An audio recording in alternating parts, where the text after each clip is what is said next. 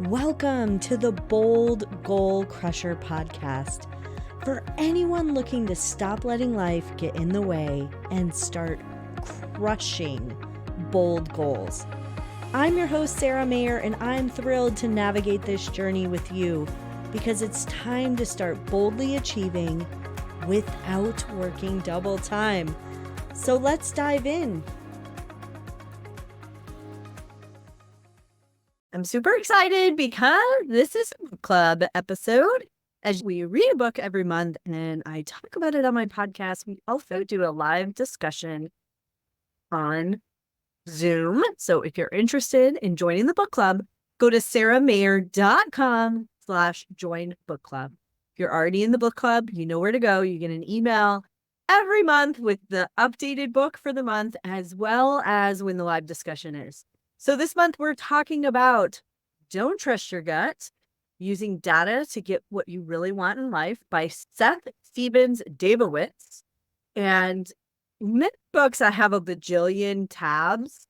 And you may be wondering if you follow along, if you're looking on YouTube, watching on YouTube, which if you're not, you should check out the YouTube channel. This one, I don't have a lot of tabs. And quite frankly, it's because I was reading this book and I lost my tabs. I was not in my house when I was reading this book, but I do have a lot of highlights. So just so you know. First, I want to talk a little bit about this book because there are many decisions we make in life and many people suggest that we trust our gut. But when we trust our gut, the research shows us that we don't make the best decisions or we put off making those decisions. So we know that big decisions in our lives are very difficult, but this book is all about using data to make those big decisions. You may or may not know, but Seth, the author, is a data scientist, a former Google data scientist, and of course, a New York Times bestselling writer. And he really was motivated to write this book when he started digging into how people make decisions. And so I always like to read a couple things here about this. Scholars, this is why he wanted to write this book. So scholars in the past decade have mined enormous data sets to find remarkable new approaches to solve life's biggest self-help puzzle. He likes to talk about in here how we can use that data to make better decisions and why it helps us make better decisions. So let's jump in. So the central concept of the book is that we should rely on data rather than intuition for better decision making. It allows us to take emotion out of it and to truly make the best decision for us.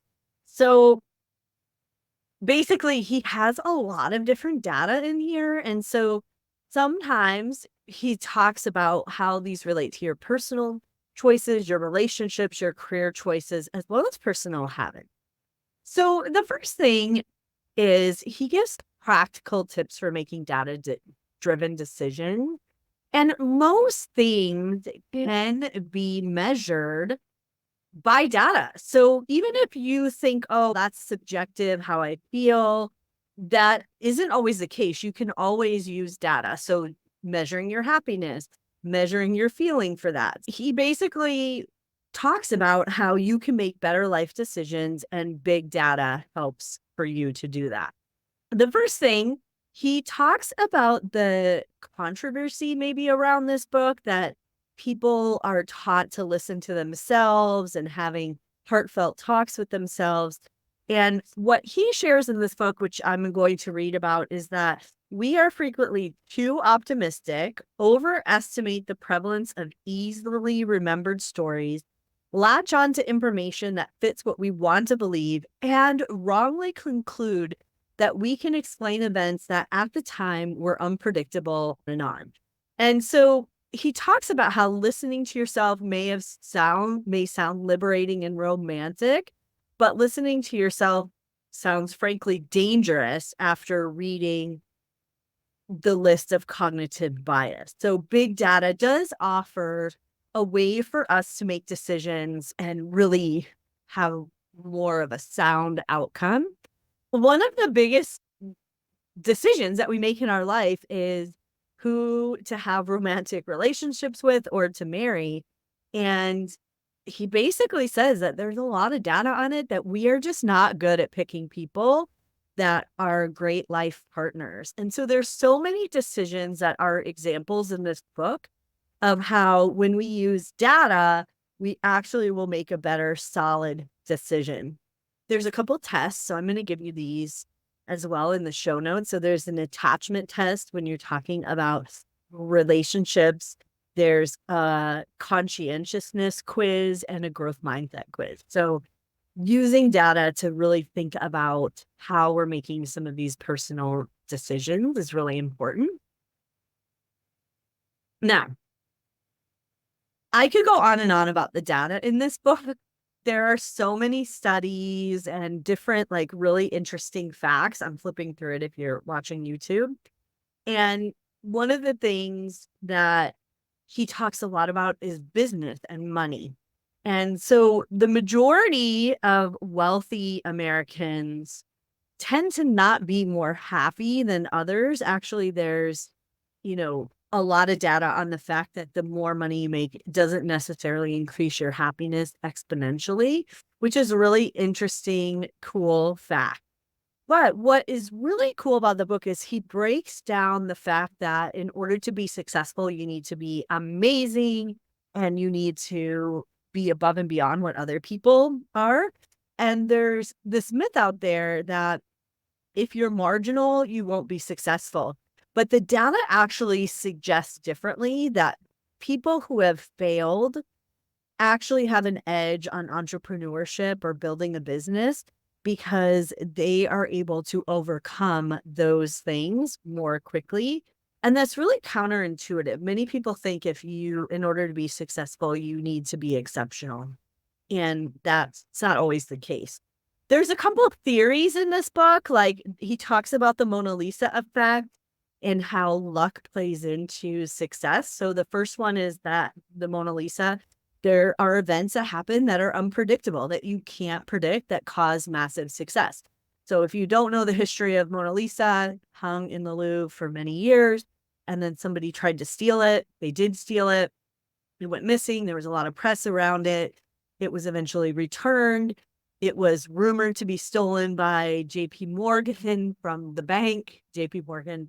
And now it's a huge hit. And so that is an example of an unpredictable event that massively influences success. So that's one. The second effect is the Da Vinci effect. It's not what you produced, it's who you are. So it says that the success of someone is based on what people are willing to pay for the work. And it's not necessarily the best work, but it's where they have gained this fame of just who it is. And then there's the Springsteen rule, which is travel widely to find your break.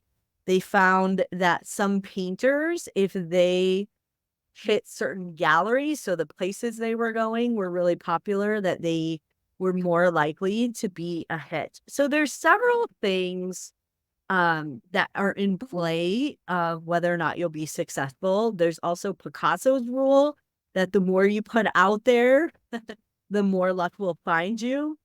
And this really applies to dating too. The more dates you ask people to go on, the more likely you will find a partner.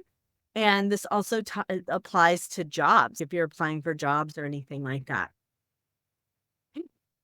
All right. So he also shares a lot of data on happiness and pleasure. And what's really interesting, if you're following along on page 221, they measured the happiness of people. And no surprise, number one is intimacy has the highest happiness when you're doing that activity. Number two is dinner, dance, or a concert. And number three is going to a museum, library, or exhibition. Number four is sports. Five is gardening. It's a really interesting list. But on the bottom of the list, no surprise, the least happy activity is being sick in bed, work or studying, care or help for adults, waiting in a queue, Admin, finances, or organizing in a meeting, traveling, or commuting to work, which is interesting. So like the act of travel. Emails on there, number 32 out of 40. So I think it's really important when we're looking at happiness and what we want in our life that we do look at data. I will tell you that this book talks a lot about data and different decisions and stuff like that. But what I found lacking in this book is that it doesn't really tell you how you can use data in your life as you make decisions. So I think it would have been nice and interesting for him to say, here's the top decisions you make in your life, and here's how you might use data and where you might get that. He didn't do that. I would have done that. But I think it's really important to think about how you're using data when you make decisions. How are you using data every week to measure your progress rather than just your feeling or your gut? I'm not saying turn your gut away completely, but I think it is important to be thinking about how you're actually quantifying your life, your happiness, your productivity, so that you truly can make decisions that are valid and sound, and you can measure your progress. So don't necessarily throw your gut out, but do use data to measure how you're doing. All right, bold goal crushers. Next book, On Your Best Behavior, The 7 Deadly Sins and the Price Women Pay to Be Good by Eloise Lohan.